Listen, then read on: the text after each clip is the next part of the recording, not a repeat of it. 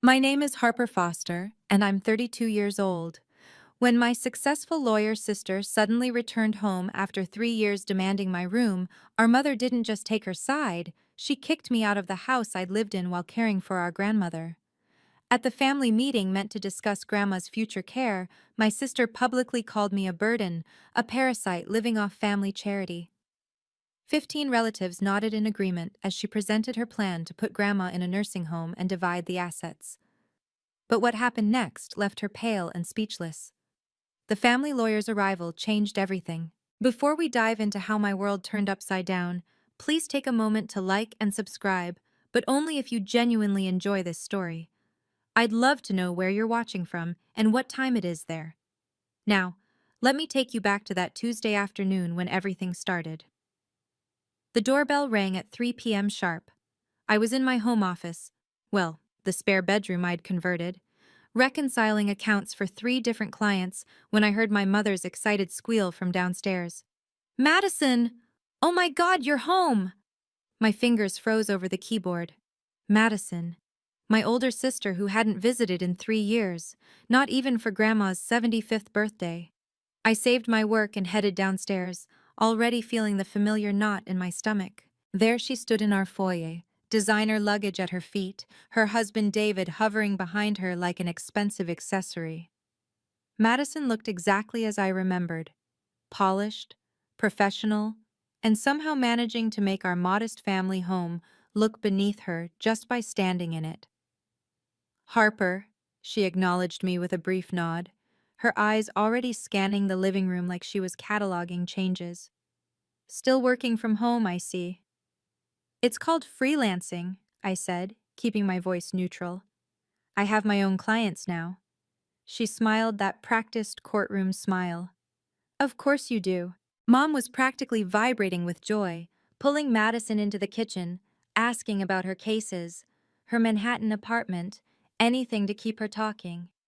I noticed how Madison's eyes kept drifting to the family photos, lingering on the ones of Grandma. How long are you staying? I asked during a lull in Mom's interrogation. Madison exchanged a look with David. That depends. We need to discuss some family matters. The way she said family matters made my skin prickle. In my 3 years of caring for Grandma while Madison built her career in New York, I'd learned to read the signs. Madison never came home without an agenda. Speaking of which, she said, turning to Mom, we'll need somewhere to stay. Hotels around here are inadequate. Mom's face lit up. Oh, you'll stay here, of course. Your old room is... She paused, glancing at me. Well, Harper uses it as storage now, but we can clear it out. Actually, Madison said, her voice casual but deliberate. I noticed Harper's taken over the guest room too, as an office apparently. I felt the trap closing. I need that space for work. I have video calls with clients, financial documents everywhere. Can't you just work from your bedroom? Mom suggested, already moving toward the stairs. Or the kitchen table? Mom, I run a business. I have confidential client information. I need a professional space. Madison laughed, a tinkling sound that set my teeth on edge. A professional space? Harper, you're doing people's taxes from a bedroom. Let's not pretend it's Goldman Sachs. Madison needs proper rest, Mom said firmly. She has a real career. The stress she's under in New York, arguing cases, managing that huge workload. She needs comfort when she comes home. The words real career hung in the air like a slap. I'd been hearing versions of this for years, but it still stung. So what are you saying? I asked, though I already knew. Mom crossed her arms. You can move your things back to your old room, or... She hesitated, then seemed to gather courage from Madison's presence. Maybe it's time you found your own place. You're 32, Harper. Madison smiled sweetly. Great if you're out by the weekend. David and I have some important family business to discuss, and we'll need space and privacy. I looked between them, my mother avoiding eye contact, my sister already mentally redecorating my office. You have until the weekend to decide, Mom said, her tone final. This is about Grandma, isn't it? I said, my voice sharper than intended. Madison's expression didn't change, but I caught David shifting uncomfortably. Everything's about family, Harper. I've been taking care of her for 3 years. Doctor appointments, medications, physical therapy. Sitting with an old woman isn't caregiving, Madison interrupted. She needs professional help, real medical supervision. She needs family. She needs stability. What she needs, Mom cut in, is for her granddaughters to stop arguing. Madison knows what's best. She deals with these situations professionally. These situations? I couldn't believe what I was hearing. She's not a situation, Mom. She's your mother. Madison pulled out her phone, checking something with practiced indifference. There's a family meeting next week. Uncle Robert's organizing it at Rosewood Restaurant. We'll discuss long-term care options. Grandma doesn't need a facility, I protested. That's not your call, Madison said smoothly. Besides, you won't have power of attorney forever. These things can be contested, especially when someone's been taking advantage. Taking advantage? The accusation hit like ice water. I pay rent, I buy groceries, I live here at a discount while playing nurse, Madison finished. Some might call that opportunistic. Mom nodded along, and I realized with crystal clarity that they'd already discussed this. Probably on phone calls I wasn't privy to, in conversations where my 3 years of devotion were reduced to freeloading. The meeting's on Thursday, Madison said, already turning away. 7 p.m. Try to dress appropriately. As I stood there watching my mother fuss over Madison's luggage, I understood the real reason for this visit. They weren't just taking my room, they were taking Grandma. And they expected me to simply disappear by the weekend, as if I'd never mattered at all. That night, I sat in my soon-to-be former office, surrounded by boxes I'd started packing. My laptop showed 3 apartment listings, each one more expensive than what I could realistically afford. The irony wasn't lost on me. I managed finances for successful small businesses, but my own income was just steady, not spectacular. The house was quiet except for Madison's muffled laughter from downstairs. She and Mom were looking through photo albums, probably reliving Madison's glory days, valedictorian, law review, the job offer from Preston and Associates. The daughter who made it. I pulled up my client spreadsheets, trying to focus on work, but my mind kept drifting. 3 years. 3 years of 2 a.m. emergency room visits when Grandma had her fall. 3 years of medication schedules, doctor consultations, insurance paperwork that Madison never offered to help with. 3 years of being told my work wasn't real because I didn't commute to an office. My phone buzzed. A text from my cousin Sarah. Heard Madison's back. Mom says she's taking charge of Grandma's situation. About time someone responsible stepped up. Someone responsible. As if I'd been playing house while Grandma deteriorated. The truth was, Grandma had improved under my care. Her memory was sharper, her spirits higher. She'd even started painting again, something she hadn't done since Grandpa died. But none of that mattered. Not to them. To the family, I was just Harper the freelancer, Harper the one who couldn't hold a corporate job, Harper who still lived at home at 32. They didn't see the client relationships I'd built, the business I'd grown, the life I'd carved out while being there for the one person who'd always believed in me. Maybe they were right. Maybe I was just playing pretend. I drove to Grandma's house the next morning, needing to see her before everything changed. She lived just 10 minutes away in the same craftsman home where she'd raised her family. As always, I found her in the sunroom, working on a watercolor. "Harper, dear," she smiled, setting down her brush. "You look troubled." "Madison's home," I said simply. Her expression shifted, understanding flooding her features.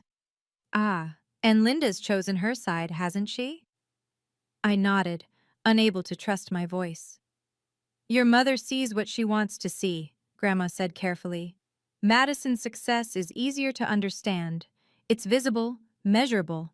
Your strength is quieter. The family meeting's Thursday. They want to discuss your care options." Grandma was quiet for a moment, then reached for my hand. "I'm 78, not senile. I know what Madison wants. I won't let them. Sometimes, dear, she interrupted gently, patience is the strongest weapon. You've been patient for 3 years, haven't you? There was something in her tone, a hint of knowledge she wasn't sharing. She squeezed my hand and turned back to her painting, a sunrise over water, brilliant and defiant. I need to tell you something, she said, not looking at me. 6 months ago, I made some arrangements, legal ones, with someone your mother doesn't know about. My heart skipped. Grandma? Not now, she said firmly. But Harper, promise me you'll come to that meeting. Whatever happens, whatever they say, you show up. Sit through it all. They don't want me there. Madison made that clear. Grandma's eyes sparkled with something I hadn't seen before.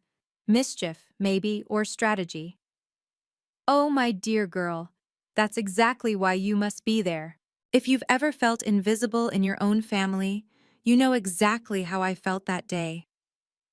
Have you experienced something similar? Let me know in the comments below. And if you're finding value in this story, please consider subscribing. It really helps me share more stories like this. I still remember the weight of Grandma's hand in mine, the certainty in her voice when she told me to be patient. I didn't understand then what she'd set in motion, but I was about to find out. Now let me tell you what happened at that family meeting, because that's where everything changed. Thursday arrived too quickly. I'd found a small apartment downtown, put down a deposit I couldn't really afford, and packed most of my things. Madison had already transformed my office into her temporary command center, legal documents spread across my desk. I overheard her on a call that morning. The house alone is worth $800,000, plus her savings, the investment portfolio. Yes, easily $2 million total. $2 million. That's what they were after. I did the math obsessively. Grandma's house was paid off, yes. Her late husband's pension and investments had grown substantially. But that money was meant to last her lifetime, to ensure she could stay in her home with proper care. At the rate Madison was calculating, they were planning for something else entirely. That afternoon, I found Madison in the kitchen with bank statements, Grandma's bank statements. Where did you get those? Mom had copies, she said without looking up. Power of attorney, remember? Someone had to keep track while you were playing caregiver. Mom doesn't have power of attorney over Grandma. Madison's smile was sharp. Not yet. The implications hit me like cold water. They weren't just planning to move Grandma. They were planning to take control of everything. You can't do this, I said. Grandma's completely competent. She manages her own finances. For now, Madison said, highlighting something on the statement. But at her age, things can change quickly. It's better to be prepared. I noticed several large withdrawals highlighted in yellow. 50,000 here, 30,000 there. Madison caught me looking. Interesting patterns, she said casually. Almost like someone's been slowly draining the accounts. We'll need to investigate that. The accusation was clear. She was building a case, and I was the target. I spent the next 2 days researching elder law, financial abuse statutes, anything that might help. The more I read, the more panicked I became. Madison wasn't just any lawyer. She specialized in estate planning. She knew exactly how to frame this. The withdrawals she'd highlighted? Those were for Grandma's home health care aids, the bathroom renovation to install safety rails, the stair lift that let her stay in her 2-story home. All legitimate expenses I'd helped Grandma manage, but without proper documentation, they could look suspicious. I called Grandma's bank, trying to get copies of the cleared checks, proof of where the money went. I'm sorry, the teller said. We can only release that information to the account holder or someone with legal authority. Legal authority. The very thing Madison was about to claim. I remembered something else. 3 years ago, when Madison was too busy to visit for Christmas, she'd asked to borrow $20,000 from Grandma for a down payment. Grandma gave it freely, but I wondered now if that loan was ever documented. Or the $10,000 for Madison's wedding. Or the other gifts that seemed to flow one way. But I had no proof. And even if I did, who would believe the unemployed granddaughter over the successful Manhattan lawyer? Wednesday night, I sat in my empty room, everything packed except my laptop and one suit for tomorrow's meeting. I pulled up my client accounts, made sure everything was backed up. If Madison wanted to paint me as a thief, at least my actual business records were spotless. My phone buzzed. A text from Grandma. Remember what I said, patience. And Harper? Check your email in the morning. I couldn't let them destroy everything Grandma built, but I had no idea how to stop them. You're not seriously planning to fight this, Madison said Thursday morning, finding me in the kitchen. Grandma doesn't want to leave her home. Grandma doesn't know what's best anymore. That's not true, and you know it. Madison set down her coffee cup with deliberate precision. Harper, listen carefully. You've had a nice run. 3 years of reduced rent, playing house, but it's over. Playing house? I saved this family thousands in healthcare costs. You sat with an old woman and called it work. While you were where exactly? Her eyes flashed.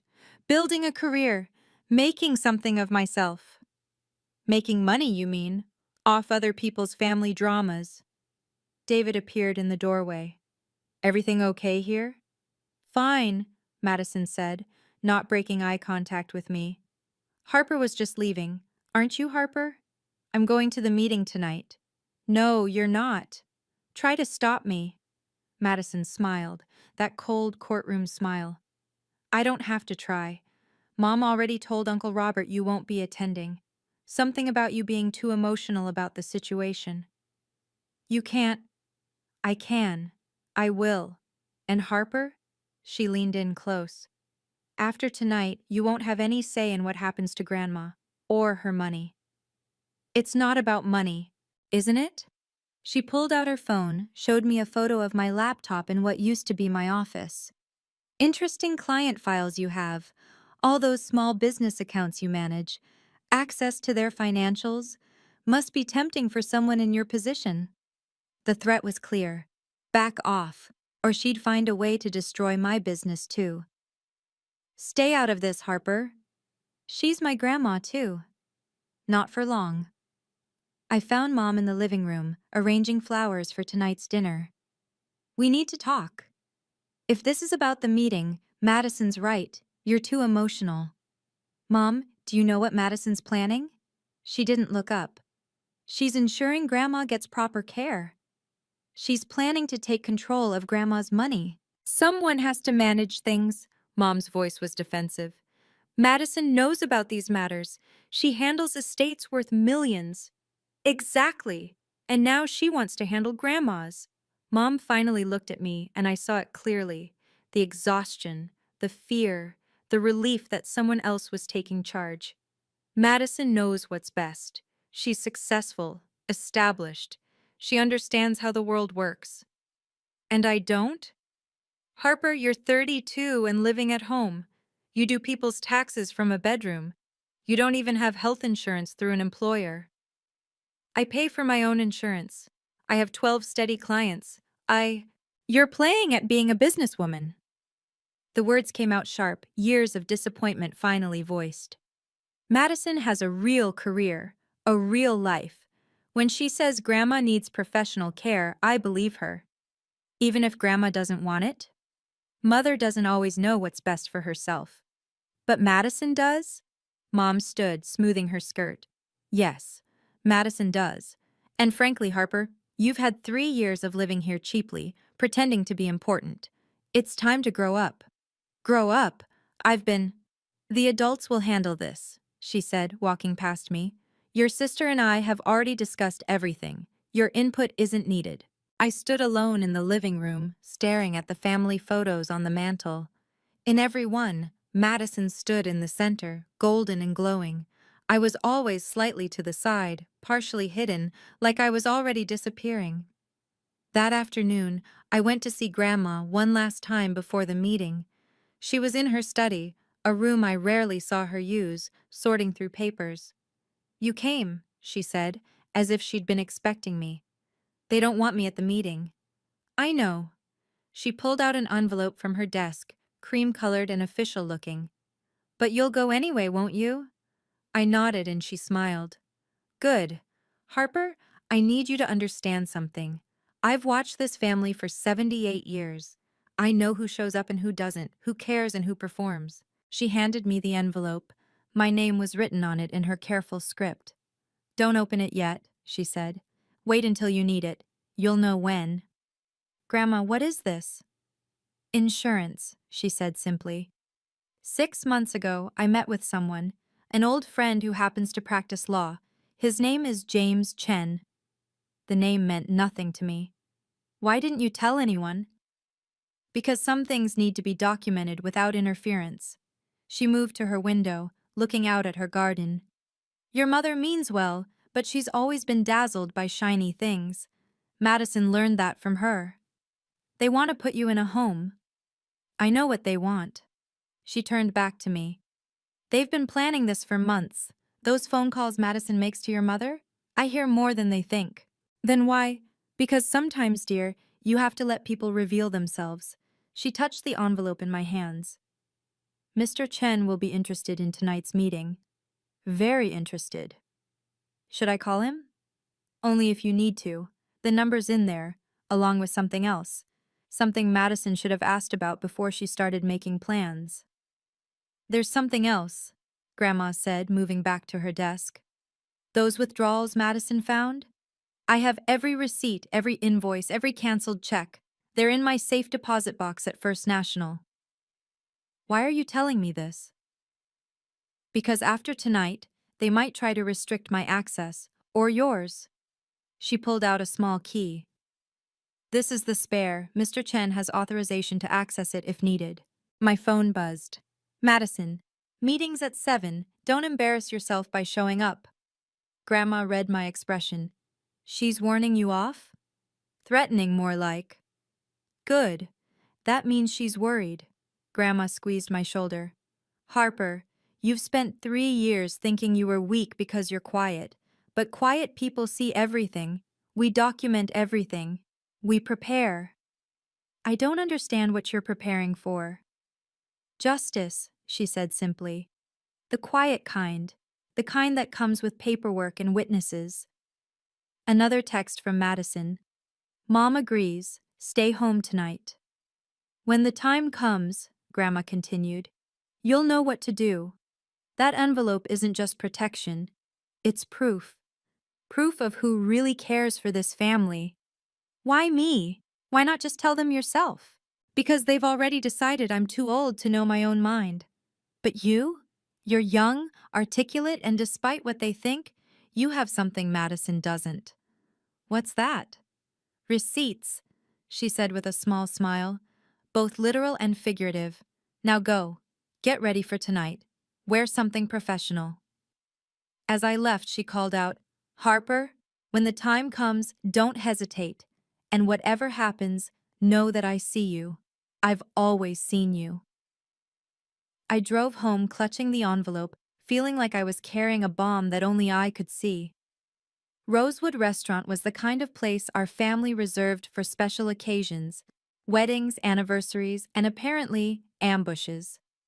I arrived at 6:45, wearing my best suit, the envelope tucked in my purse. The private dining room was already filling up. Uncle Robert had outdone himself. 15 family members, all the ones with opinions about money, and none of the ones who actually helped with Grandma's care. Harper? Aunt Patricia looked surprised. Linda said you weren't coming. Changed my mind, I said, finding my name card at the far end of the table. Of course, as far from the center of power as possible. Madison entered with David and Mom, all three looking like they'd coordinated their outfits. Madison had a leather portfolio and a small projector. She'd prepared a presentation. Of course she had. Harper. Madison's smile was razor sharp. How unexpected. Grandma asked me to come. Grandma's not here, she pointed out. This is about her, not for her. The rest of the family filed in. Cousins who hadn't visited Grandma in years, aunts who sent cards but never called, uncles who always had opinions about what should be done. Madison worked the room like the lawyer she was, shaking hands, making small talk, building her jury. Before we begin, Uncle Robert said, standing at the head of the table, I want to thank Madison for bringing this to our attention. It's time we addressed Eleanor's situation properly. Eleanor's situation, not Grandma, not even Mother. She'd been reduced to a problem requiring a solution. Madison stood, smoothing her skirt. Thank you all for coming. I know this isn't easy, but we need to discuss what's best for Grandma's future. The lights dimmed. The projector flickered to life. The presentation was titled, Ensuring Eleanor's Dignity, a Comprehensive Care Plan. I almost laughed. Dignity. From the people who hadn't visited her in years. Madison clicked through her slides with practiced ease. Photos of luxury assisted living facilities, statistics about elder care, medical assessments she'd somehow obtained without Grandma's knowledge. As you can see, she said, laser pointer dancing across the screen, Grandma's needs are becoming more complex. She requires professional care, not amateur assistance. Several heads turned toward me. Now, I know some of us have tried to help, Madison continued, her tone patronizing. But good intentions aren't enough. Grandma needs qualified caregivers, medical supervision, and a structured environment. She seems fine to me, Cousin Jake said hesitantly. That's the thing about decline, Madison said smoothly. It's gradual. Someone who sees her daily might not notice, but I've consulted with experts. Without examining her, I couldn't help myself. Madison's smile tightened. Harper, you're not qualified to assess medical needs. Neither are you. No, but I understand legal realities. Right now, Grandma's assets are vulnerable. Without proper oversight, anyone could take advantage. Anyone like who? I stood up, anger finally overcoming caution. Sit down, Mom hissed. No, I want to know. Who's taking advantage, Madison? Madison clicked to a new slide. Grandma's bank statements, the withdrawals highlighted. $300,000 in 3 years. Unexplained withdrawals, cash transactions. Someone with access has been slowly draining the accounts. The room gasped. 15 pairs of eyes turned to me. Harper's been living there, Aunt Patricia said slowly. She has access. I have receipts for every— The unemployed don't get a vote here, Madison cut me off. This is a family matter for contributing members. I contribute, I've been— Sit down, Harper, Uncle Robert said firmly. You're embarrassing yourself. I stood there, shaking, as Madison continued her presentation. According to her, I was either incompetent or criminal, possibly both. I've already contacted Sunset Manor, Madison announced, clicking to a new slide showing a pristine facility. They have an opening next month. Full medical staff, memory care unit, structured activities. That place costs $15,000 a month, someone whispered. Grandma can afford it, Madison said, once we sell the house. Sell the house? I practically shouted. She loves that house. Sit down, Harper, Mom said sharply. You're making a scene. Madison's talking about destroying Grandma's life and I'm making a scene?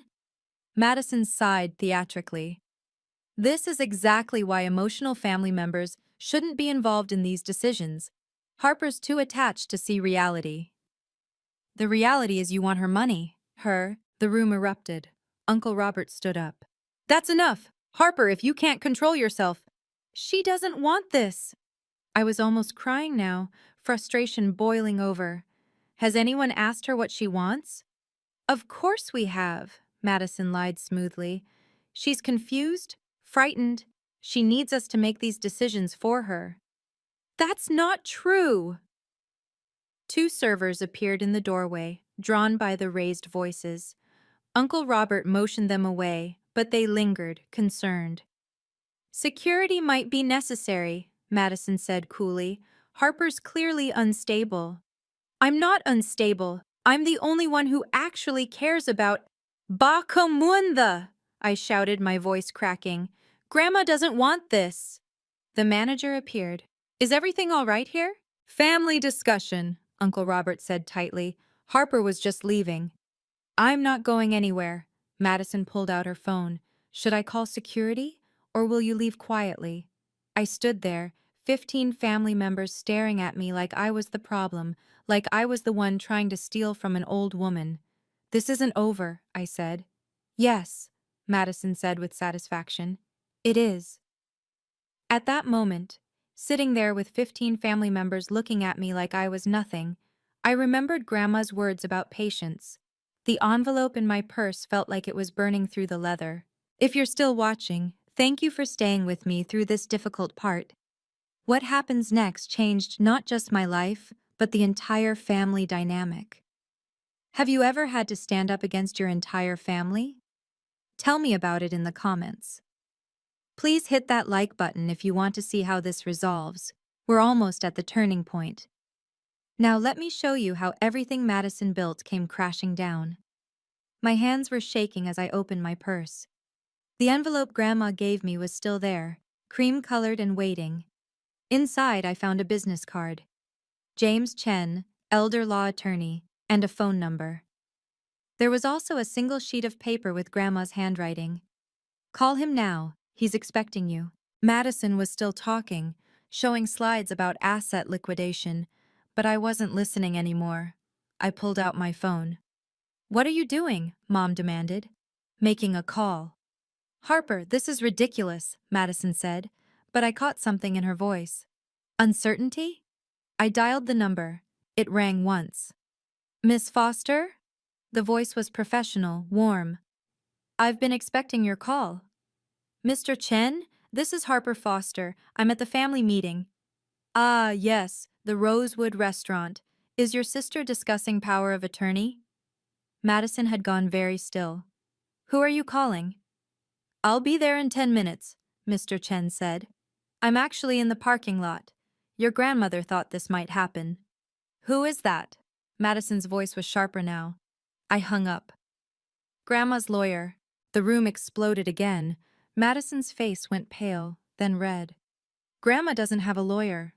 "Apparently she does." "This is ridiculous," Madison said, recovering quickly. "Some ambulance chaser Harper found. He'll be here in 10 minutes. We can wait." Uncle Robert looked confused. "Madison, did you know about this?" "Of course not. Harper's obviously desperate, trying to— To what? Let Grandma's actual lawyer speak?" Madison's phone rang. She looked at the screen and her expression changed. Preston and Associates appeared on her caller ID. Her firm. She declined the call, but it rang again immediately. "You should probably answer that," I said quietly. The dining room door opened, and a man walked in. Asian, mid-40s, expensive suit but not flashy. He carried a leather briefcase and moved with the confidence of someone who'd done this many times before. "Good evening," he said. "I'm James Chen, Mrs. Eleanor Foster's attorney." Madison stood up so fast her chair scraped against the floor. "You're James Chen? From Chen and Associates?" "You know him?" Uncle Robert asked. Madison's face had gone completely white. His firm handles the Whitmore estate, the Morrison Trust. He's expensive," Mr. Chen said mildly. "But Eleanor and I go way back. Her late husband helped me when I was just starting out. I owe the Foster family a great debt."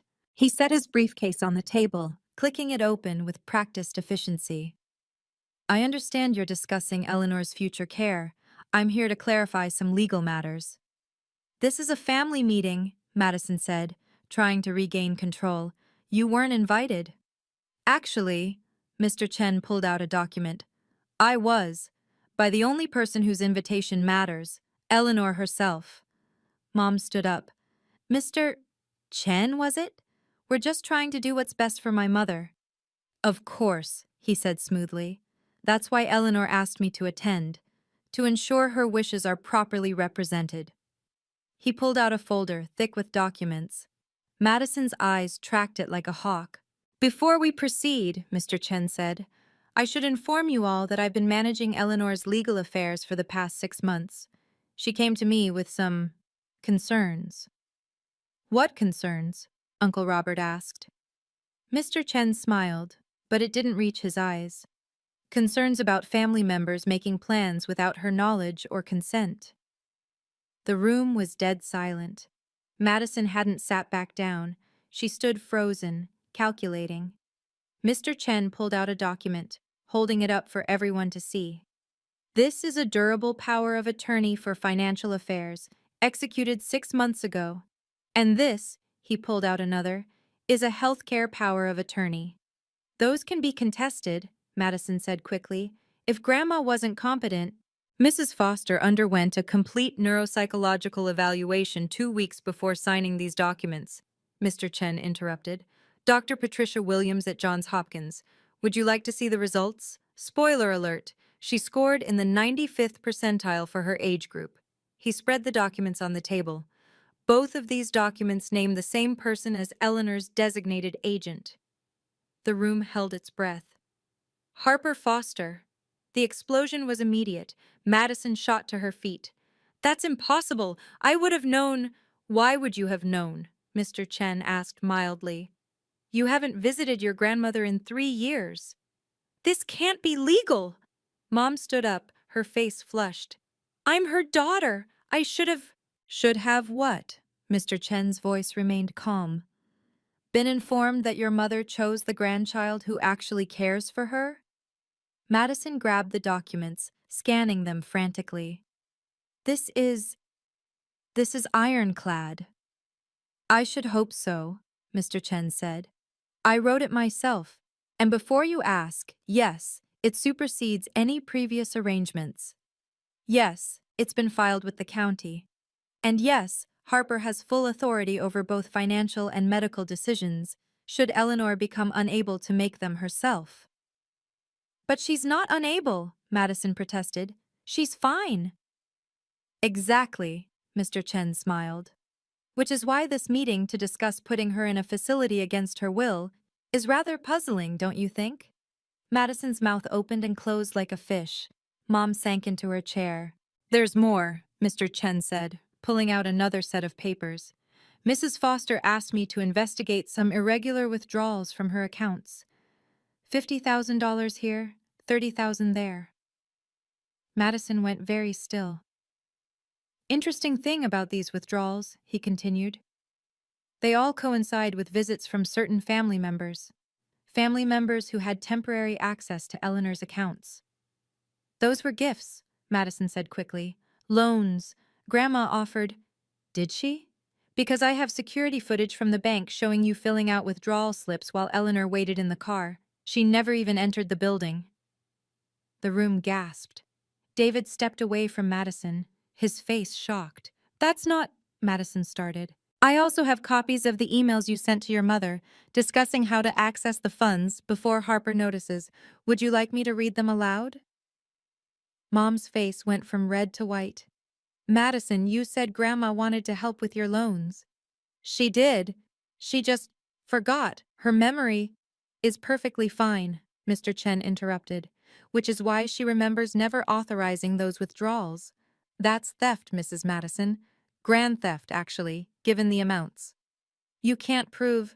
I have video evidence, email documentation, and bank records. I also have sworn affidavits from bank employees who remember you insisting Eleanor was too confused to come inside. Madison looked around the room desperately. Every face was staring at her in shock.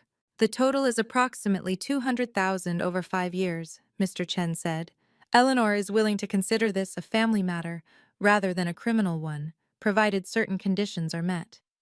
What conditions? Madison's voice was barely a whisper. Full repayment within 24 months, no further contact with Eleanor's accounts, and no challenges to Harper's authority. I stood up, my voice steady for the first time all evening. Grandma stays in her home. That's non-negotiable. You can't, Mom started. Actually, I can. I have full authority, remember? I looked around the room. Grandma wants to stay in her house. I've already arranged for professional home health aides to assist with her care. Licensed nurses, not amateur help. Not. Madison laughed bitterly. You can't afford. I can't, but Grandma can. And unlike some people, I actually asked her what she wanted. I pulled out my phone, showing them a video I'd recorded that morning. Grandma's voice filled the room. I want to stay in my home. I want Harper to continue managing my affairs. And I want my family to stop treating me like I'm already dead. The room was silent. Furthermore, I continued, the house renovations some of you questioned? Those were for safety. Grab bars, stair lifts, emergency systems. Every withdrawal Madison highlighted as suspicious has a receipt. Mr. Chen has copies of everything. This is all documented, Mr. Chen confirmed. Harper has been meticulous. I looked at Madison. You accused me of stealing, but every penny is accounted for. Can you say the same? Harper? Uncle Robert said slowly. We didn't know. No, you didn't, because you didn't ask. You just assumed Madison knew best because she's the successful one, the lawyer, the one with the real career. I turned to Mom. You said I was playing pretend, but who's been pretending? The daughter who stayed and cared, or the one who only showed up when there was money involved? Mom couldn't meet my eyes. Grandma stays home, I repeated. That's final.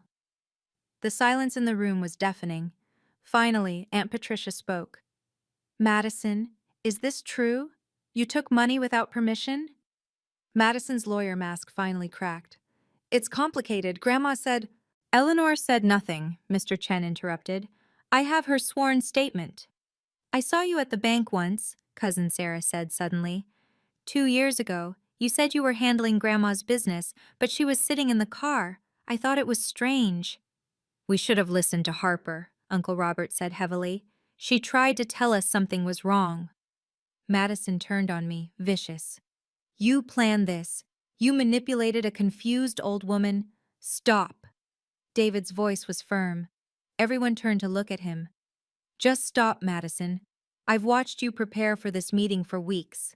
The spreadsheets, the facility tours you took without telling anyone. You said it was about her care, but it was always about the money. David! Madison's voice was sharp. I'm done, he said quietly. This isn't the woman I married. Or maybe it is, and I just didn't want to see it. He walked toward the door, paused. Harper, I'm sorry. We should have seen what you were doing for Eleanor. After he left, the floodgates opened. Family members started talking all at once, some apologizing to me, others confronting Madison, most just expressing shock. How could you? Aunt Patricia asked Madison. Your own grandmother? She has more than she needs, Madison exploded. I have student loans, a mortgage. So you stole? Uncle Jake shook his head. From an elderly woman? Madison grabbed her portfolio, shoving papers inside. This isn't over. Actually, Mr. Chen said mildly, it is, unless you'd prefer I file criminal charges. Madison fled, leaving Mom sitting alone at her end of the table, looking lost. Over the next 2 weeks, the family dynamics shifted completely. Madison tried to salvage her reputation, but word spread quickly. The extended family group chat, usually full of Madison's accomplishments, went silent whenever she posted. David filed for separation. He called me once to apologize again and to tell me he'd hired a forensic accountant. There's more missing money, Harper. Not just from your grandmother. She's been skimming from client estates at her firm. Preston and Associates launched an internal investigation. Madison was placed on administrative leave pending review. The legal community in New York was small, and news traveled fast. The repayment plan Mr. Chen drafted was aggressive but fair. Madison had to liquidate her investment portfolio and sell her Mercedes. The first payment was due immediately, $50,000 that barely covered what she'd taken in the last year alone. She called me crying, Mom told me one afternoon, showing up at my apartment uninvited. Said you've ruined her life. She ruined her own life, I said, not inviting her in.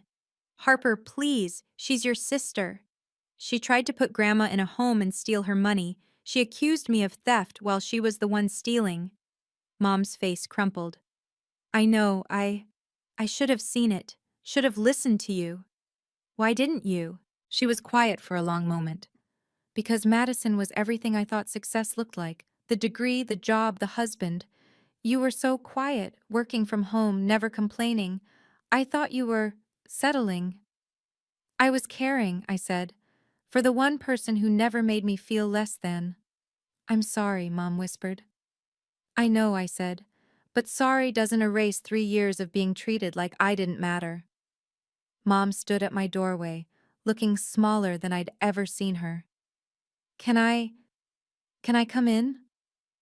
I stepped aside, letting her enter my tiny apartment. She looked around, taking in my organized workspace, the client files neatly arranged, the business certificates on the wall. I didn't know you had all this, she said, touching my framed CPA license. You never asked. She sank onto my couch. I was a terrible mother to you. You were a mother who played favorites, I corrected. There's a difference. Is there? She looked up at me with red eyes. I made you feel worthless in your own home. I chose Madison over you, even when… She trailed off. Even when she was stealing from Grandma. I didn't know. But you should have suspected. You knew Madison always needed money. You knew she visited Grandma only when she was desperate. Mom nodded miserably. I wanted to believe she was successful, that I'd raised at least one daughter who made it. I made it too, I said quietly. Just differently. I have 12 clients who trust me with their businesses. I have a grandmother who knows I'll protect her. I have integrity. I know that now. Mom pulled out an envelope. This is from the house sale. What? Your father and I are downsizing. This is your portion, what you should have had instead of paying rent while caring for Mother. I looked at the check. $50,000. I can't. You can. You will. It doesn't fix what I did, but it's a start. She stood. I need to earn your forgiveness, Harper. I understand if that takes time. It will, I said honestly, but this is a beginning. 6 months later, I sat in Grandma's sunroom, reviewing her investment portfolio on my laptop. The home health aide, Patricia, was helping her with physical therapy in the living room. Grandma's laughter drifted through the house. Harper, Grandma called. Come see what I can do. I found her standing at the parallel bars Patricia had installed, taking confident steps. At 79, she was stronger than she'd been in years. Looking good, Grandma. Feeling good, she said, beaming. Patricia says I'm her star student. My phone buzzed. A text from my newest client, referred by another satisfied customer. My business had grown to 18 clients now, enough that I'd hired an assistant. Madison called yesterday, Grandma said carefully. Left a voicemail. Did you listen to it? No, that's your decision now. She settled into her chair. But Harper, don't carry anger forever. It's too heavy. I'm not angry anymore, I said truthfully. I'm just… careful. I've learned that family isn't about blood. It's about who shows up. Speaking of showing up, Grandma smiled. Your mother's been visiting twice a week. She reads to me. I know. Mom and I had lunch monthly now. Small steps toward healing. You saved me, Harper, Grandma said suddenly. Not from Madison, from disappearing, from becoming just a problem to solve. You saved me too, I said. You saw me when no one else did. That evening, as I prepared to leave, Grandma handed me a new painting, a sunrise over mountains, brilliant and bold. For your new office, she said, when you're ready. I'd been looking at commercial spaces, ready to take my business to the next level. How did you know? She winked. Quiet people see everything, remember? Thank you for staying with me through this journey. If you've ever had to stand up to family members who didn't value you, I'd love to hear your story in the comments. What boundaries did you have to set? Sometimes the quietest person in the room holds the most power. They just need the right moment to reveal it. And sometimes the family that matters isn't the one you're born into, but the one that sees your worth. If this story resonated with you, please subscribe and share it with someone who might need to hear it. Until next time, remember, your worth isn't determined by others' opinions.